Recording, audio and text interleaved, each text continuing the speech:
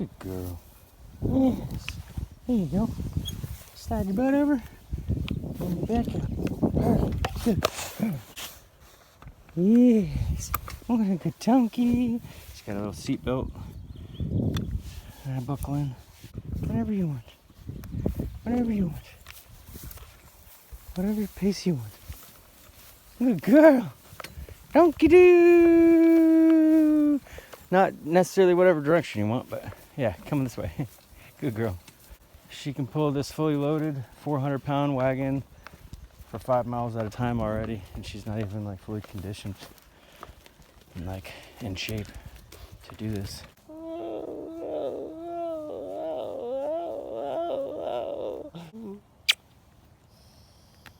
Are you a donkey? Oh, you're a silly donkey. You happy chickens? Get some more ice cream leftovers.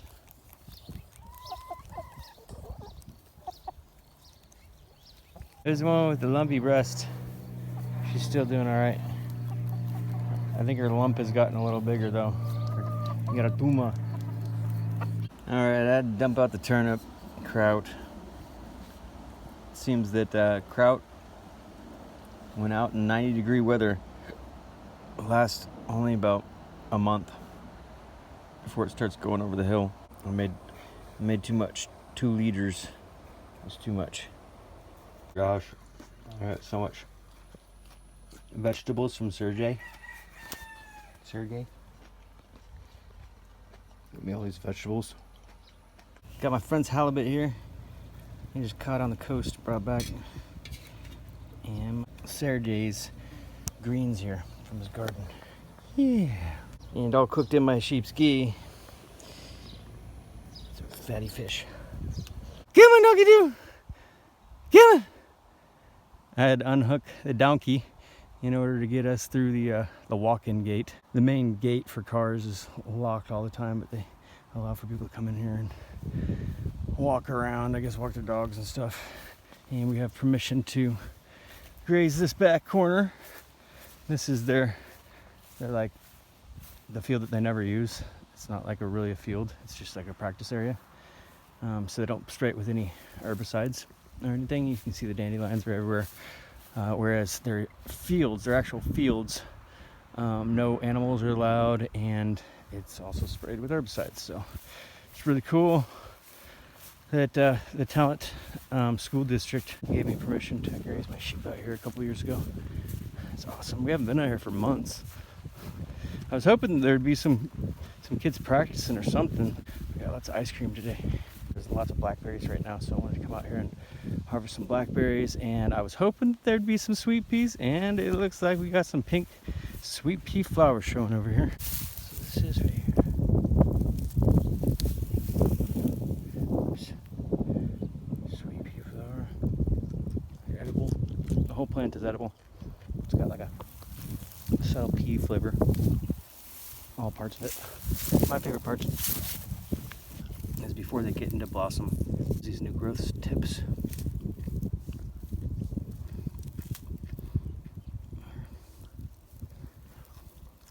Tender new growth.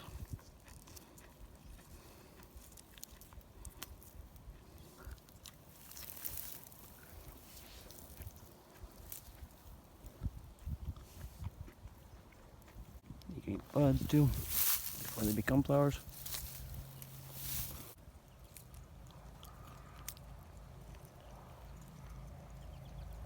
Beautiful. Speckled. Sweet peas. They're not actually sweet, guys. I could BS you like the other foraging content creators. Be like, they're so sweet and so delicious. They taste amazing.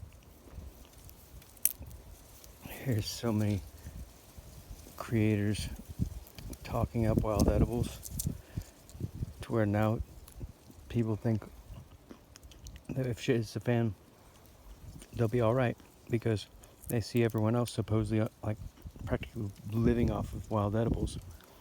And it's bullshit. Summer wild broccoli.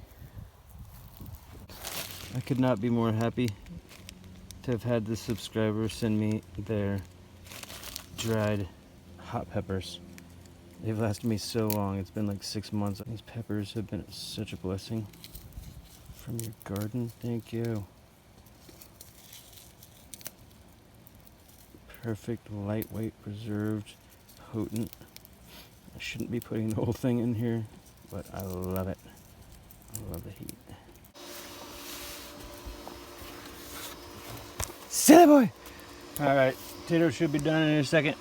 So I'm gonna start going through these cheeses. See which one I want to put on my potatoes.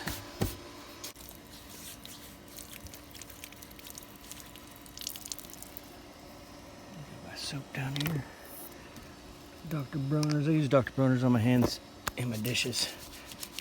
And if I use any soap on my body when showering, I only use the stuff my friend makes with my sheep's milk, because it doesn't dry out my skin like Dr. Bronner's. I want to use 3 different ones on my lunch. I'm going to use 2 on the potatoes, and I'm going to use a 3rd one on my grilled cheese. I'd say this one's probably aged the longest, so that's going to be a contender for being used today. This one's also been aged for quite a while. This will be a contender. That one's young, but these have higher moisture content and they tend to age a little bit quicker. So this one's probably like at a good stage. If it's tolerable, and I shouldn't like try to push it past this. That's what I'm wondering. I'm gonna go ahead and eat this one because it's smaller and it's harder. So it's got a smaller window of over drying and becoming more of a ratio of rind than it is actual cheese in here. So I should probably utilize it now. Put some of my sheep ghee on there. Awesome. Look at that. So light complected.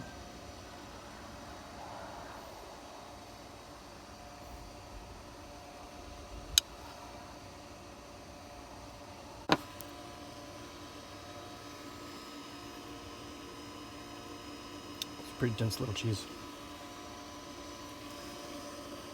I'm going to use half of it. I'm only going to use half of it, put the other half in here. Pretty tiny little rind. It's got a good ratio of usable meat inside.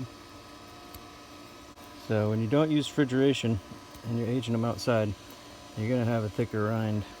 You're going to have more waste. So that's the trade-off. Finally, I nailed the salty, perfect sweet spot. Get this salty spot.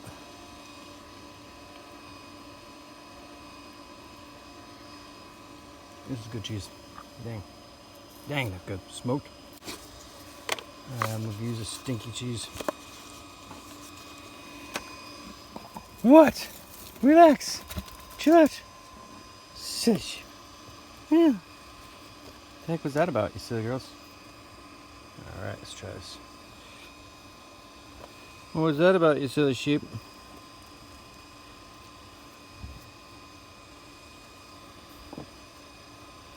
Ooh, yeah. This is a good cheese right here. Hopefully I salted it well. Let's see.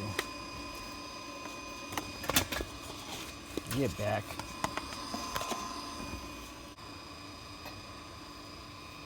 The donkey's laying out there by herself and laying in the dirt, rolling around. You silly ass sheep. Taste it. Wow.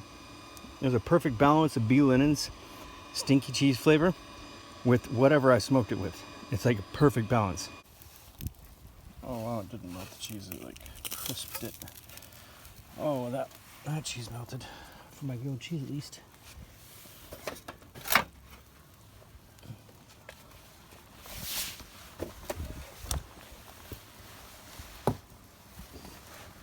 Get my little wild mustard seeds on top. How you doing, Missy? Go eat. Go hang out with a donkey, get dirty. Wow. Perfect saltiness. Awesome flavor. Texture.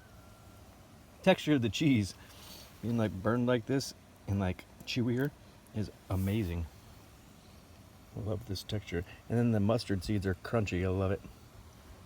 Added them at the end so they maintain their crunch. I can't believe this cheese is so good. And it was never refrigerated or even evaporative coolered. It's been fluctuating around 60-degree nights and 90-degree, 100-degree days for a month now. This cheese has been aging. That's crazy. I don't think many people have had a grilled cheese made with a different type of cheese, like a stinkier Limburger cheese.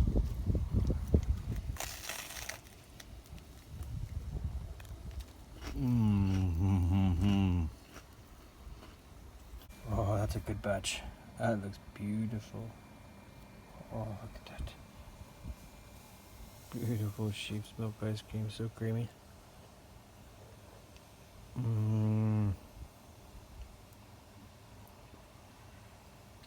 Oh my god. That's so amazing. Applewood smoked. There we go. Freezer full of ice cream. It's the first time I'm doing the harness. Doing it with my donkey. Hopefully there's enough light. You can see.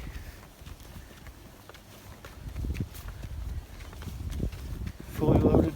Probably 400 pounds in this wagon. My donkey weighs probably 400 pounds.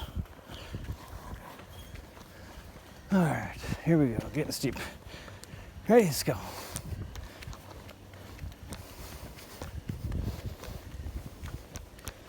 Good donkey do.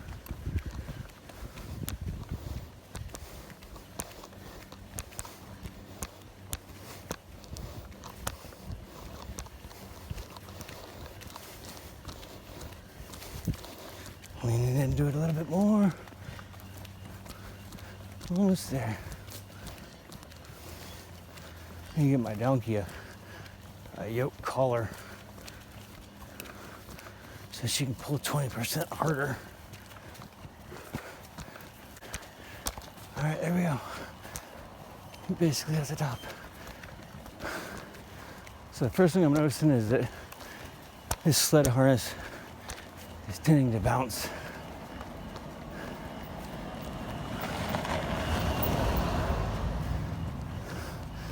It's bouncing. I don't like that. It's inconsistently helping her. This person's lights are out. Driving, I had my flashlight out and I was shining it on them. Back on them. It was weird. I was hearing a car coming up behind us, but I didn't see any lights.